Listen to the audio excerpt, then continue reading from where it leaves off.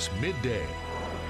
Good morning and thanks for joining us for KBUI 2 News Midday. I'm Rick Douglas. Now to your top 11 stories at 11. New this morning, Nampa police are investigating a pedestrian versus school bus accident. It happened about 7:40 at the intersection of Beechwood and Roosevelt. Police say the bus struck a 7-year-old child who was in a crosswalk. The extent of the boy's injuries is unknown, but police say he was transported to a Boise trauma hospital for treatment. The 75-year-old bus driver was not cited.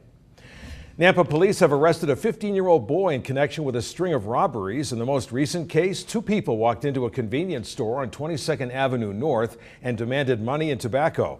One suspect was armed with a knife. Police are working to track down his accomplices, including the driver, the second robber, and those who received the stolen property. Police tell us all of the suspects appear to be juveniles. Idaho Fish and Game reports it was likely avian cholera that killed at least 2,000 snow geese over the weekend.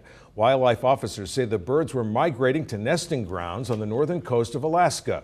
Spokesman Greg Lazinski said staff and volunteers have retrieved and incinerated many of the carcasses that fell near bodies of water in Idaho's Mud Lake district. Lazinski says this is a natural thing that happens all over the U.S. and there's no danger to the public. Idaho State Police are reminding all of us not to drink and drive as we celebrate St. Patrick's Day. ISP and local law enforcement are stepping up DUI patrols all week long to help keep drivers safe. They're also asking other motorists to keep an eye out and call 911 if they see someone who might be driving under the influence. A bill that limits the way the abortion pill can be described is on its way to the Senate floor. The legislation would ban doctors from prescribing drugs for a chemical abortion via a teleconference.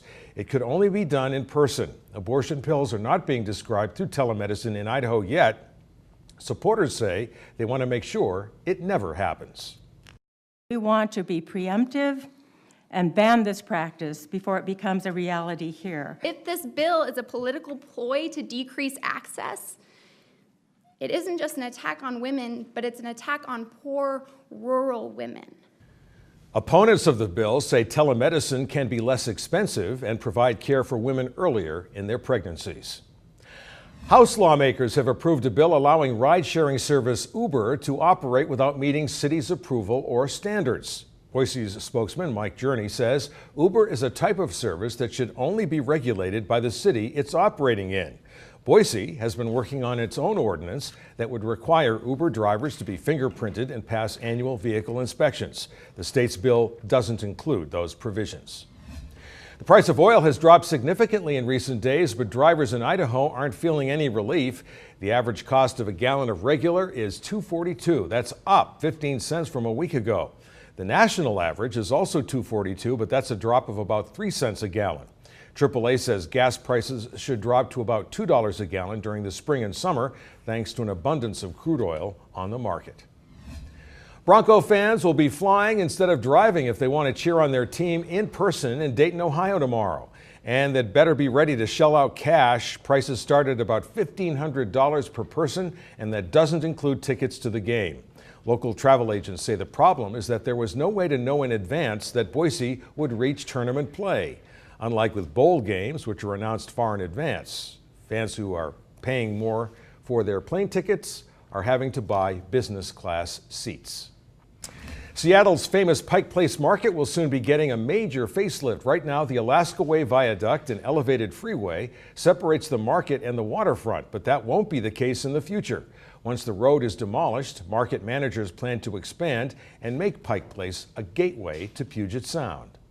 When they get the viaduct down, then open that into a big, huge park area down there, it's really going to make it nice. The expansion will nearly double the space for vendors at the market. It will also add about 300 parking spaces and will cost about $75 million. Planners hope to have the project completed in time for the market's 110th anniversary in 2017. Students and faculty at the University of Oregon remember the school's former president, Dave Frohnmeyer, died last week after a battle with prostate cancer. The U of O Board of Trustees held a candlelight vigil in his honor last night. A public celebration of life is planned for Saturday. Dave Frohnmeyer was 74. It is Election Day in Israel, and Prime Minister Benjamin Netanyahu and his top challenger Isaac Herzog both made a last-minute push for party votes. The two competitors have taken opposite positions on a crucial issue. Netanyahu says if elected, he will not create a Palestinian state. That's a reversal from his past position. The stance puts him at odds with the Obama administration, which has called for a two-state solution.